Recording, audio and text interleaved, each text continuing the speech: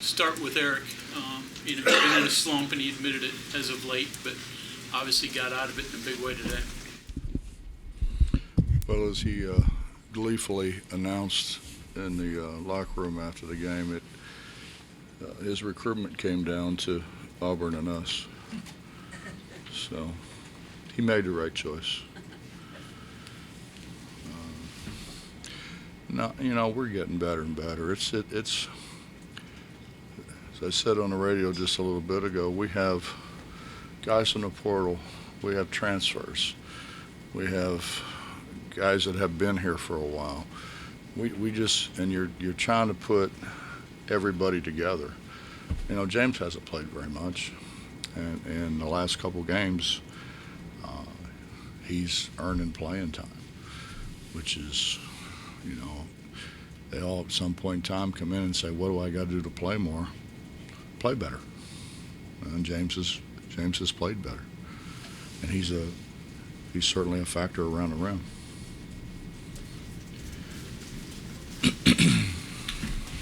Jimmy today came up big in the scoring department, and you've talked about how he's exceeded expectations in some ways in that role for you guys. Where have you seen the development grow behind the scenes, and just how much does that open you up when he can score down low? Well, see, I always thought Jimmy could score down low.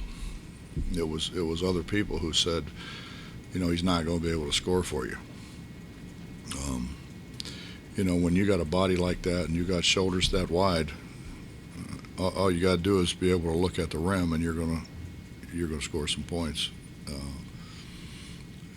I think that the biggest problem that the majority of bigs have is they never look where they're shooting.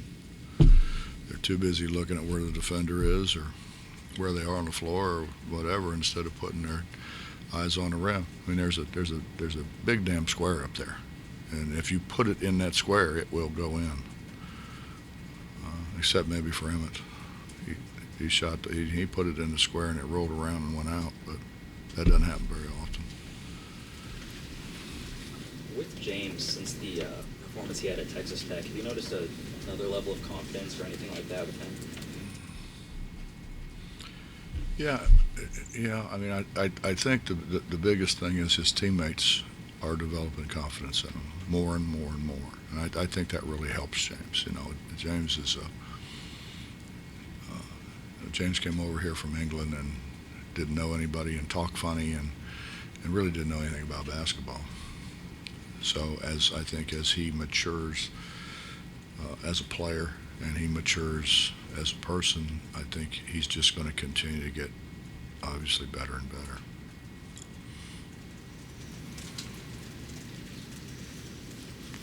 Did you have a feeling Erik was going to break out? It was a matter of time. It's a matter of time. He's put time in, and he's really worked at his mechanics. You get to playing and pickup ball in the off season, and you get to throwing your head back and throwing your leg out, and the ideal thing is to stay perpendicular, have your hand under the ball. I don't know what I was doing. It was late at night and I couldn't sleep like I normally can't, and I'm flipping through the channels, and this deal came up, and the first thing I saw was Jerry walking out of a cabin, and he was in the woods, and I forget who the former pro player was. He was going around talking to all these different guys about their experiences, and Jerry walks out and he's got a pot and he's stirring the pot, and he says, "Hey, you hungry?" And the guy goes, No, I don't think so. Jerry says, "Well, I got squirrel stew here. It's really good." And he's stirring it. The guy goes, No, I just stopped at a fast food place. I'm fine. And he started talking about him being the logo and how Jerry accepted it and all that. But then they got into the shooting part of it, which he asked Jerry because Jerry was such a great shooter, a great free throw shooter. And So I played it for our guys, and anytime Jerry comes on, their attention span becomes a lot greater. So they sit and watch that, and I think it really helped them. I think it really helped Erik. He talked about your hand having to be under the ball, which a lot of guys don't do, and how he shot the ball, and he talked about I shot free throws blindfolded or with my eyes closed, because it was about the repetition that I did. Just I didn't need to. It developed a lot of confidence. So, and that was probably as attentive as I've ever seen all of them. So, even 3,000 miles away, Jerry can help. Coach, you get one today in front of the home fans. You've won 3 out of the last 4 2-over ranked competition, and you're going to need a crazy coliseum down the stretch of this Big 12 gauntlet. Just how important is that to play well for the fans here in Morgantown? Well, I think it means everything. It certainly means everything to me. I know how hard those tickets are to get. I know how far people have to come after they get the tickets. I know the drives that they make and over the terrain that they drive to get here. So, I love them being here. I love having a full house, and I tell our guys constantly, we can't let these people down. We've let them down enough. We can't continue to let them down. Bob, how's Emmett doing, and is the ankle at all connected to how he played and not playing late today? Who's that? Emmett. Yeah, Mike, it's basketball. You're going to sprain your ankles, you're going to stove your fingers, it's basketball. You have to play through it, and some days you can play through it better than other days. And I think today was one of those days where Emmett struggled to play through it. You say you have a sprained ankle, there's a lot of different ways that you can sprain your ankle. And it causes a lot of different places where you experience more pain than you would somewhere else. So I thought he fought through it really well the first half. But, the second half, really, we were so careless with the ball that I felt like we needed to have more ball handlers on the floor. Part of that what led to playing Jimmy and James together, or was that a matchup thing? And how did you feel like that worked? Well, that had a lot to do with their size and who they were playing. A legend in the house today, of course, Sir Charles Barkley. Just what did you think about his graciousness yesterday at the Fish Fry? Just what did that give the Big 12 SEC Challenge, having him in the building?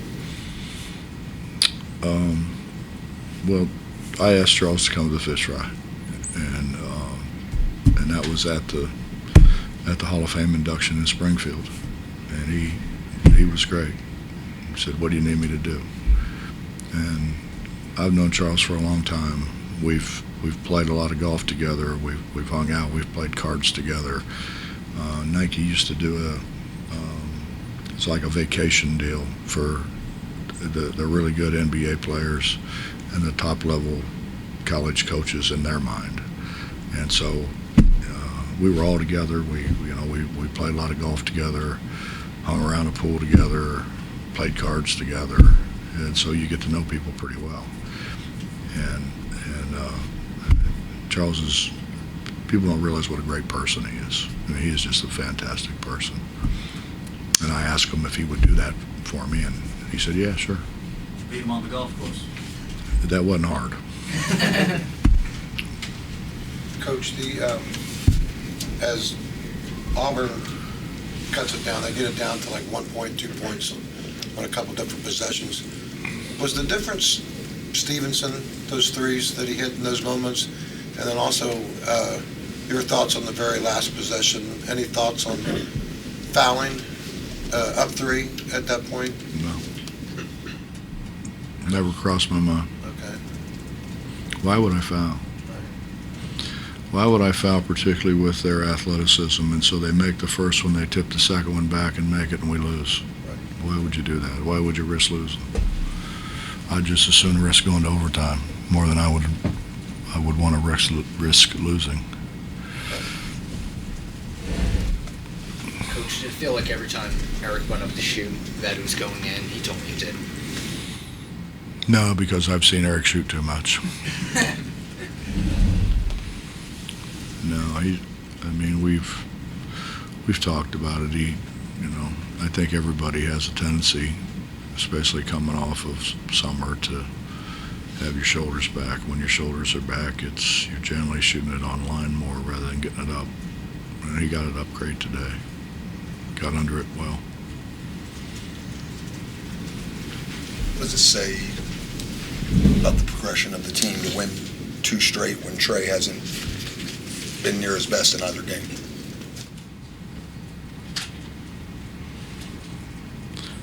Trey's carried us at the beginning of the year. I mean, he's been terrific, and he wasn't as good today as what he normally is. But it happens, and fortunately, other people stepped up. Bob, DeMar did the scouting report for him this one. Did you, I don't know, follow him along and see how he put it together? Did you talk to him at all? Just for this first one, you just kind of give him carte blanche and let him go? No. He did the scouting report. I was there before the game to hear his scouting report. DJ's been around for a while. He's not a kid. Anything to it that impressed him? I mean, the players seem to like it because they won, but I don't know if there's anything got across to them or if good intel. Just curious because it was a new thing for you guys. Well, the players can read his biography, and the fact that he was a 6th pick in the draft after his freshman year of college. He played for great many games before the accident, and to be able to come back from that severe an accident says a lot about his strength as a person, his willpower.